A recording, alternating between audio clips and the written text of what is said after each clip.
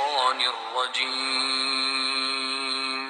بسم الله الرحمن الرحيم Assalamualaikum warahmatullahi wabarakatuh. Sahabat Zakir TV 40 yang beriman yang dirahmati Allah Subhanahu wa taala, semoga selalu dalam keadaan sehat walafiat. Kali ini Zakir TV 40 akan mengisahkan kisah tentang 3 kisah pemimpin zalim yang diazab Allah Subhanahu wa taala. Sebelum kita lanjut, alangkah baiknya sahabatku mengklik tombol subscribe dan aktifkan lonceng notifikasinya agar mendapatkan kisah-kisah terbaru dari kami. Para pemimpin yang adil di sisi Allah Subhanahu wa taala akan ditempatkan di atas mimbar dari cahaya.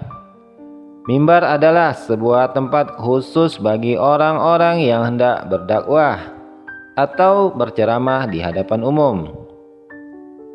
Mimbar Jumat misalnya, tempatnya di mihrab untuk kepentingan iman menyampaikan khutbah. Adapun cahaya adalah sebuah sinar yang menerangi kehidupan. Mimbar cahaya adalah sebuah metafor yang menggambarkan posisi yang sangat terhormat di tempat yang tinggi, sebagaimana posisi sinar matahari atau rembulan. Dari Abdullah bin Ammar bin Al-As radhiyallahu anhuma, ia berkata, Rasulullah sallallahu alaihi wasallam bersabda, sesungguhnya orang-orang adil di sisi Allah Subhanahu wa taala ditempatkan di atas mimbar-mimbar dari cahaya, yaitu orang-orang yang adil di dalam hukum, di dalam keluarga, dan di dalam apa saja yang dikuasakan kepada dirinya. Hadis riwayat Imam Muslim. Sementara kebalikan dari pemimpin yang adil adalah pemimpin yang zalim. Zalim itu hanya satu kata, tapi punya makna yang dahsyat. Zalim bisa dimaknai sebagai bengis, kejam, tidak punya belas kasihan, dan tidak adil tentunya. Dalam Al-Quran, orang-orang yang tidak berhukum kepada hukum Allah Subhanahu wa taala selain disebut sebagai orang kafir di surah Al-Maidah ayat 44 dan disebut orang fasik di surah Al-Maidah ayat 47, dan juga orang zalim disebutkan di Al-Quran surah Al-Maidah ayat 45. Pemimpin yang zalim adalah sosok pemimpin yang menindas rakyatnya dengan cara-cara yang kasar dan bengis. Inilah tipe pemimpin otoriter yang menindas rakyatnya sendiri. Ketika rakyat takut dan tidak punya pilihan, maka dalam sistem kepemimpinan yang zalim ini semuanya cenderung diseragamkan. Sahabat Zakir TV yang beriman yang dirahmati Allah Subhanahu wa taala, inilah 3 pemimpin yang zalim yang diazab Allah yang dijelaskan di dalam Al-Quran. Yang pertama ialah Raja Namrud.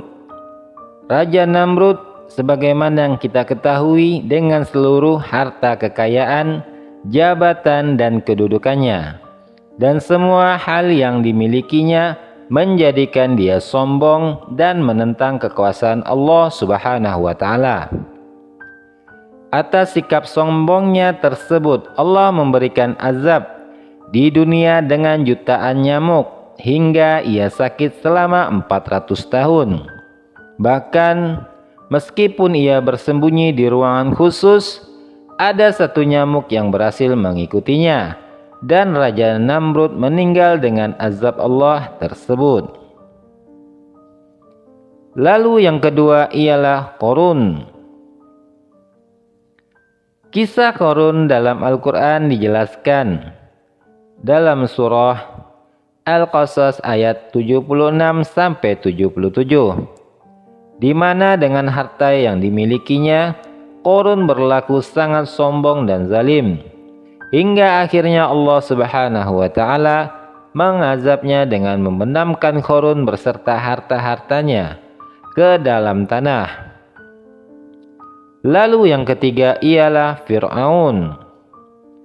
Kezaliman Fir'aun dan kesombongannya langsung mendapatkan balasan Allah Subhanahu wa Ta'ala di dunia. Allah Subhanahu wa Ta'ala menghukumnya dengan hukuman terburuk pada masa akhir hidupnya, sebagaimana firman Allah Subhanahu wa Ta'ala di dalam Al-Qur'an. Maka kami siksa dia, Fir'aun dan bala tentaranya, lalu kami lemparkan mereka ke dalam laut.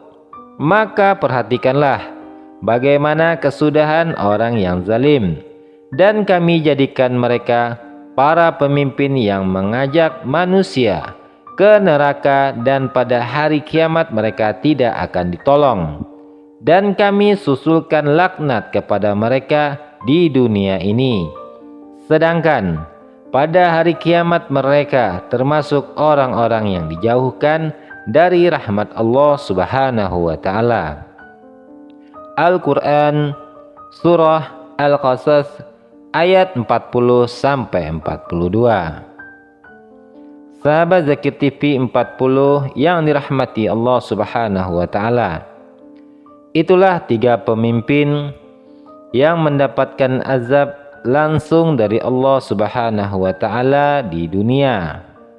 Yang pertama ialah Raja Namrud, yang kedua ialah Qarun, dengan harta kekayaannya dia berlaku sombong.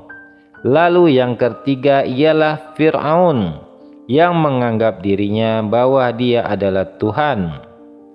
Semoga ada manfaatnya, kurang lebihnya saya mohon maaf.